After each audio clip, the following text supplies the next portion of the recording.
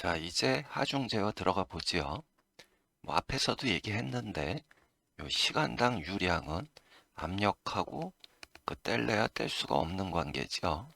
그래서 요 시간당 유량의 결정은 시간당 유량은 사출기에서는 뭐 사출 시간을 의미한다고 봐도 되겠죠.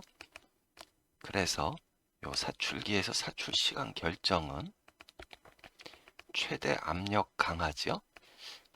이 압력 강화란 얘기는 여기 그림에서 요 사출기 노즐에서부터 유동 말단까지 압력이 얼마나 떨어지느냐 뭐 이 얘기인데, 그냥 요 사출기 노즐 입구에서 그때 압력을 얘기한다고 보면 되겠죠.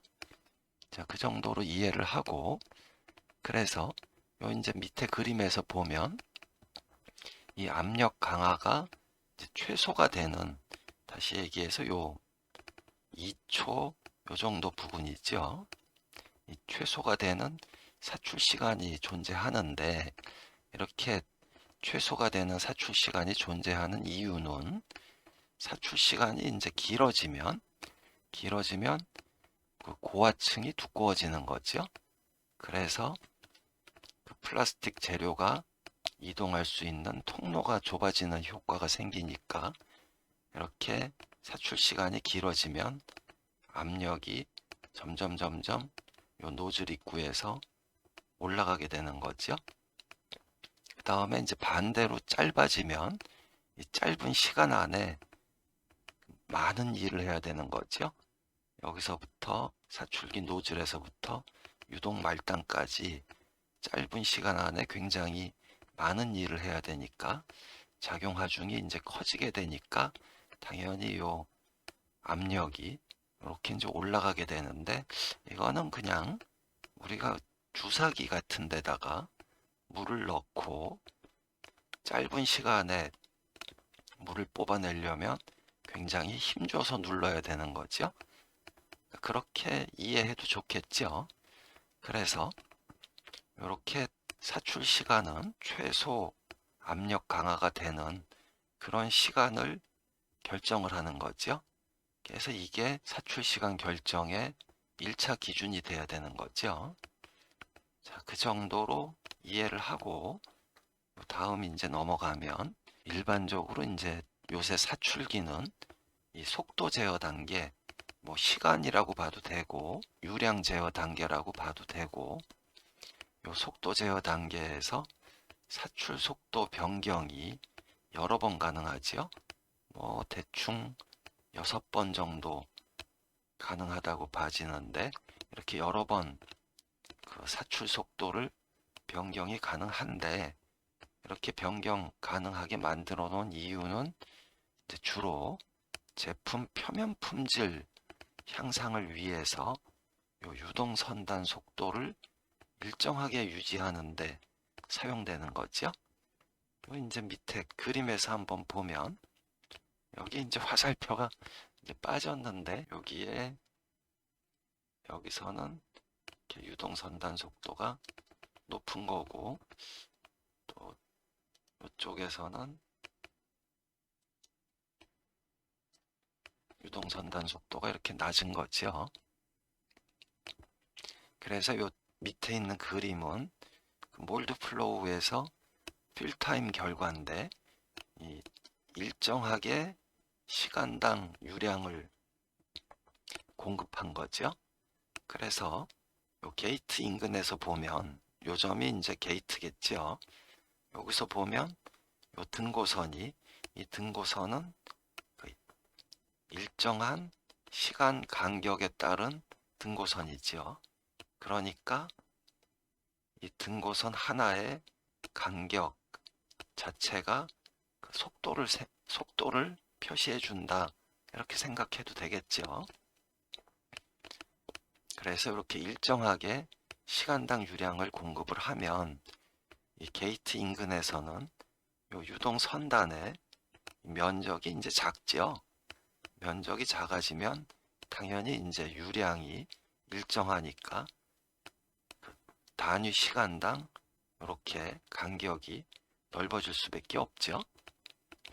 자, 그리고 유동선단 면적이 커진데 여기 보면 요 시안 색깔 이 정도에서 보면 유동선단 면적이 굉장히 크겠죠.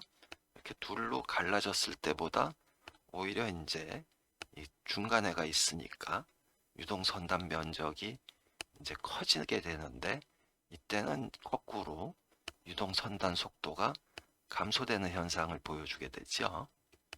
그래서 이 유동선단 속도가 이렇게 증가하거나 감소하게 되면 그 시간당 유입 열량하고 그 다음에 이 점성을 이기기 위한 전단 응력에 의한 열 발생 이거 자체가 이제 달라지게 되는 거죠.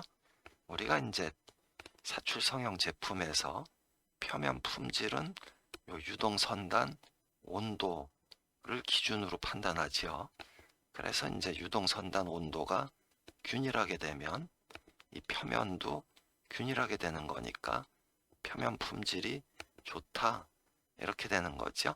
뭐 표면 품질이 좋다는 의미보다도 어떻게 보면 이 표면의 품질이 균일하다 이렇게 생각하면 되겠죠. 자, 그래서 이런 유동선단 속도를 일정하게 하기 위해서 사출 속도를 여러 번 변경을 할 수 있게 그렇게 만들어 놨죠. 그 다음에 또 뭐 사출 속도는 이 중간에 너무 얇은 부분이 있거나 그래서 뭐 미성형이 우려되는 데서 사출 속도를 높여서 성형을 시킬 수 있는 그런 기능으로도 사용이 가능하겠지만 그때는 이제 이 두꺼운 부분, 얇은 부분에서 유동선단 속도가 달라지게 되니까 그 제품 자체가 두께가 불균일한 거는 사출 성형 제품에서는 그다지 바람직하지 않다고 봐야죠. 그 다음에 그 혹가다가 요 이제 게이트 인근에 보면 이렇게 좀 뿌옇게 디그레이드에 의해서 질감이 뿌옇게 되죠. 그래서 이제 그런 거 조정할 때 이렇게 다단제어 사출 속도 변경으로 하기도 하는데 그거는 어떻게 보면 조금 바람직하지 않죠. 왜냐하면 여기서 그 속도를 낮췄더라도 이후에 속도를 이제 빠르게 하는 부분에서 어차피 요 게이트 인근에서 디그레이드가 되니까 디그레이드 된 재질이 이 금형대에 유입된다고 봐야죠. 그래서 그 방법은 별로 좋은 방법은 아닌 것 같고 여기 나중에 피드 시스템에서 게이트 디그레이드에 대해서 그 게이트 사이즈하고 연관져서 설명이 나오니까 그때 이제 다시 한번 보면서 대책을 생각해 보도록 하지요. 자, 그 다음에 보합 설정 들어가 보죠. 이 보합의 목적은 우리가 앞서 언급한 바와 같이 냉각 과정에서 발생하는 최적 수축을 보완해 주기 위해서 보합 과정을 실시하는데 그 목적 외에도 이 사출기 및 금형의 과도한 압력 하중 작용 방지라는 목적도 굉장히 중요하죠.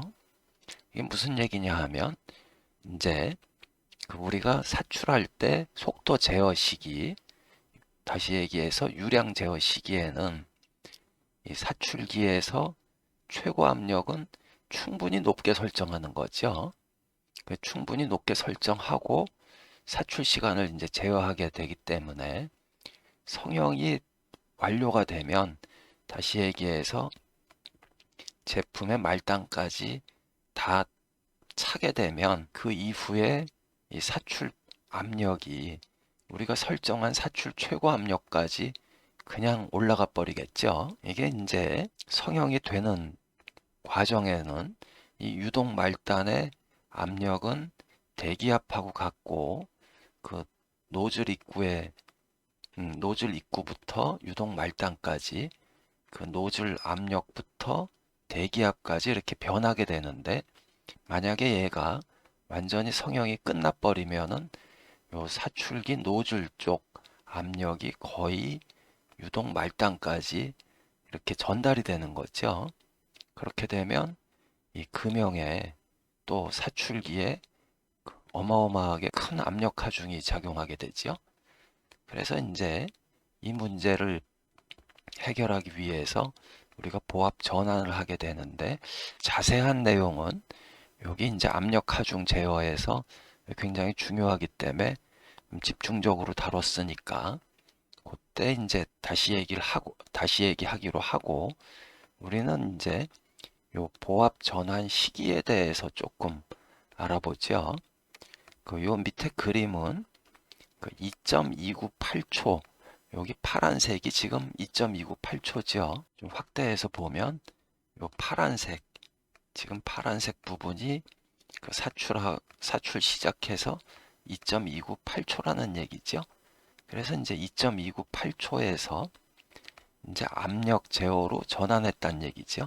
다시 얘기해서 보압 전환을 했다는 얘기죠. 그래서 요 보압 전환한 시기는 여기 보면 유동 선단 면적이 이제 작아져서 압력 제어 전환 이후 유동 선단 속도가 급격히 떨어지지 않도록 하는 것이 바람직하다고 해놨는데, 그 얘기는 지금 이쪽 노즐 쪽에서 압력을 떨어뜨리게 되니까 유동 말단까지 전달되는 힘이 작아진다고 보여지죠.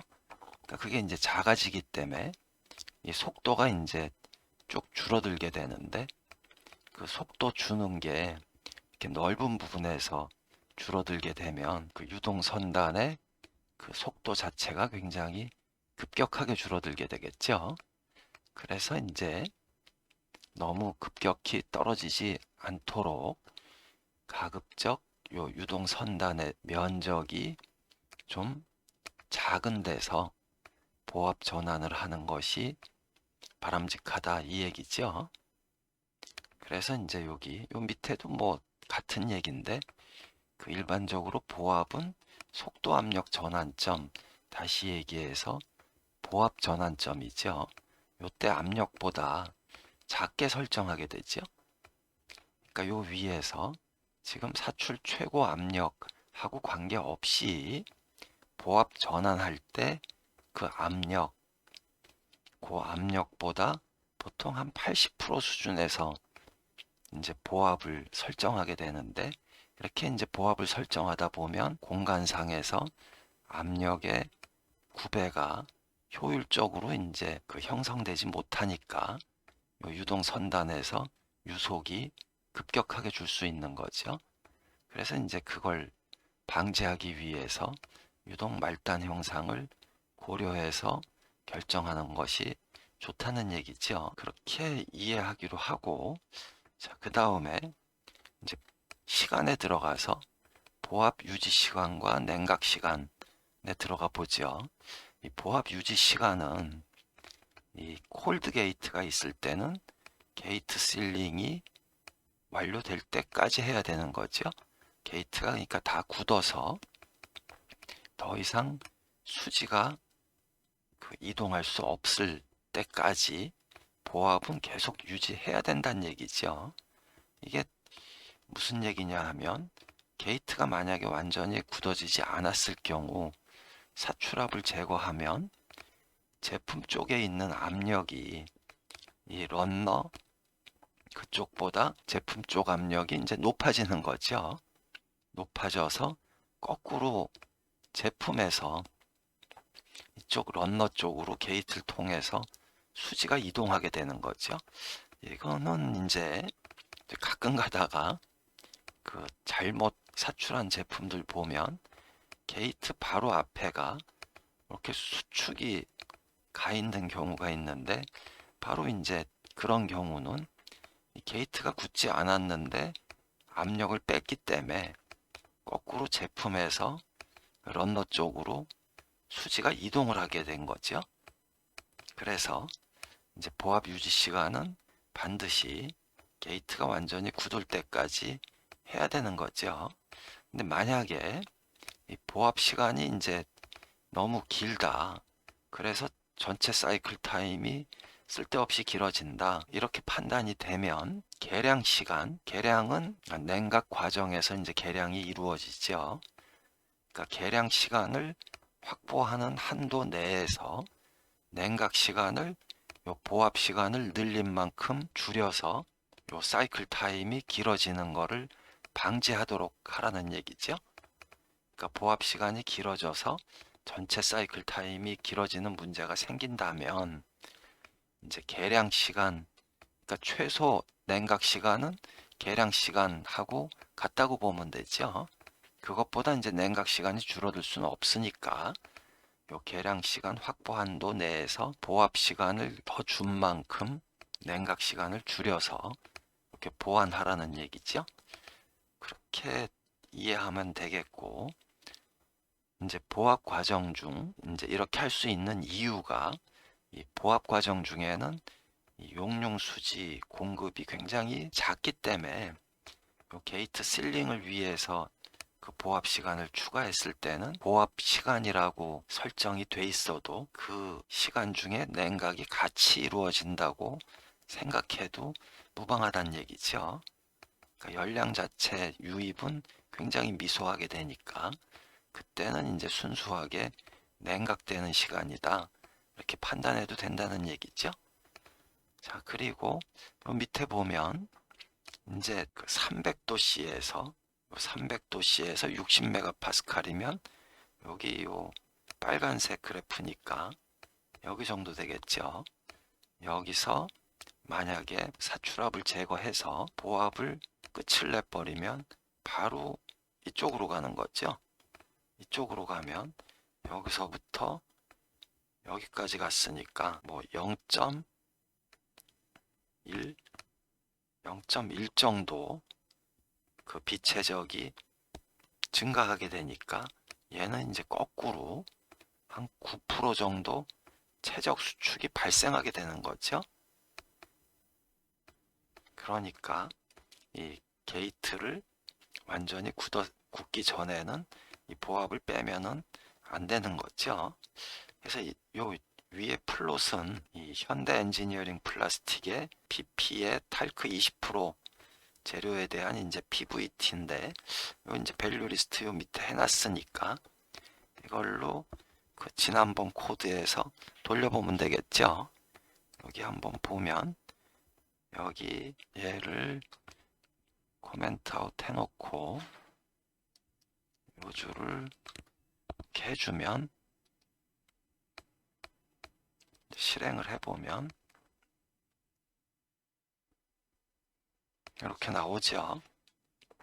마찬가지로 나오니까 요거는 뭐 참고로 프로그램을 한번 뭐 실행해 보도록 하지요. 자, 그리고 이제 성형 제품의 결합 무원인 대책은 조금 쉬었다가 들어가기로 하지요.